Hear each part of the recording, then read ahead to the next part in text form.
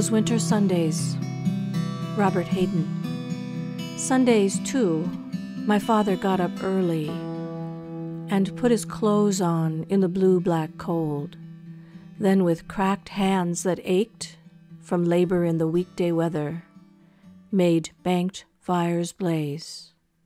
No one ever thanked him. I'd wake and hear the cold, splintering breaking. When the rooms were warm, he'd call, and slowly I would rise and dress, fearing the chronic angers of that house, speaking indifferently to him who had driven out the cold and polished my good shoes as well. What did I know? What did I know of love's austere and lonely offices?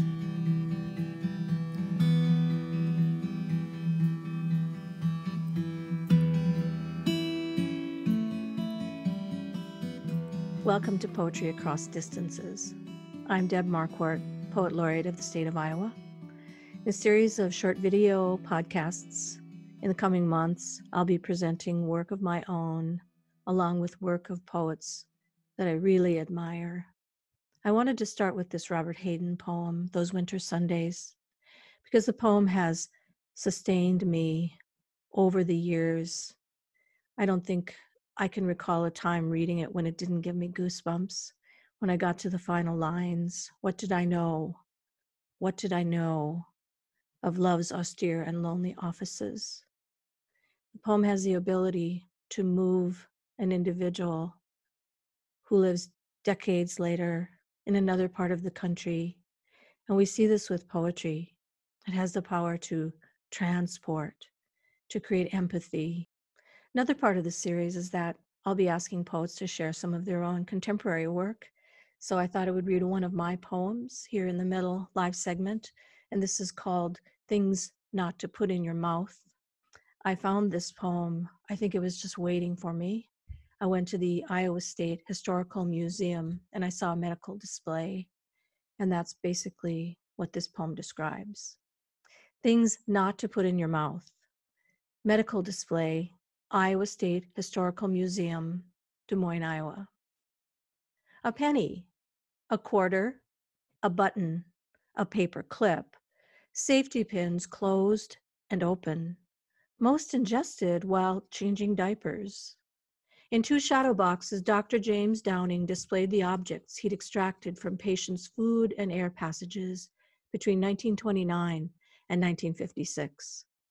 A wishbone, a kernel of corn over large, a pen nib, beads from a necklace with the string still attached, a nail, a screw, a cover from a bottle of Anacin, thumbtacked in rows, suspended in glassine envelopes, the objects floated in glass cases, a warning about things not to put in your mouth. A toothpick, a rhinestone earring, a wadded up ball of paper, a metal snap, a cocklebur seed spiky as a porcupine, a long sewing needle, a sardine can turnkey, many small chicken bones, things with sharp edges, cumbersome things that get caught in the throat, things that go down hard and refuse to come up, a Daughters of the American Revolution pendant, a gold hinge from a jewelry box, a price tag marked 89 cents for item number 1025293 from the Yonkers department store. The exhibit includes the doctor's leather medical bag and his instruments of extraction, a tracheal dilator, a uvula dilator, laryngeal and esophageal forceps, with a humorous note jotted in a hospital report. Feed her anything but nickels and pennies, the note reads, beside the very nickel extracted from the child's throat. As I said, as soon as I saw that exhibit and I saw those shadow boxes that Dr. James Downing had so painstakingly constructed, out of all the things they took out of people's nasal passages, air passages, I knew it was a poem. I think it was later when I realized that the laryngeal forceps, the uvula dilator, were also significant, because I think that's what poems are. I think poems get in there and they take things out that are hard, things that, as I say in the poem, things that go down hard and refuse to come up. The longer you write poems, the more you have to go into those deep spaces, find those things, those silences. And those are the things that readers love. And that's the reason why people attach themselves to poems. I'm going to end this video podcast with a poem by Billy Collins entitled Japan. I thought it was an especially appropriate poem as we think about what allows poetry to connect across time, across distances, to create empathy, to entertain, to allow us to mourn, connect, empathize.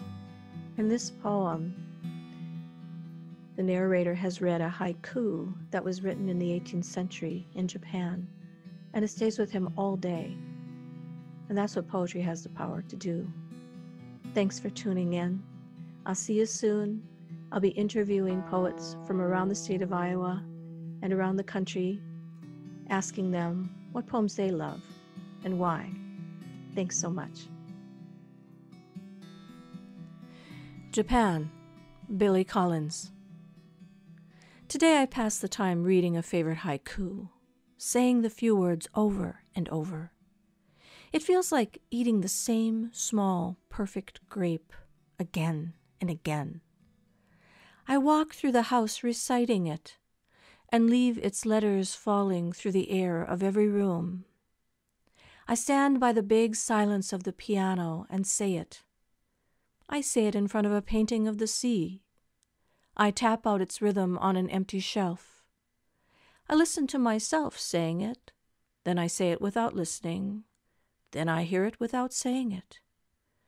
And when the dog looks up at me, I kneel down on the floor and whisper it into each of his long white ears. It's the one about the 1-ton temple bell, with the moth sleeping on its surface. And each time I say it, I feel the excruciating pressure of the moth on the surface of the iron bell. When I say it at the window, the bell is the world, and I am the moth resting there. When I say it at the mirror, I am the heavy bell, and the moth is life with its papery wings.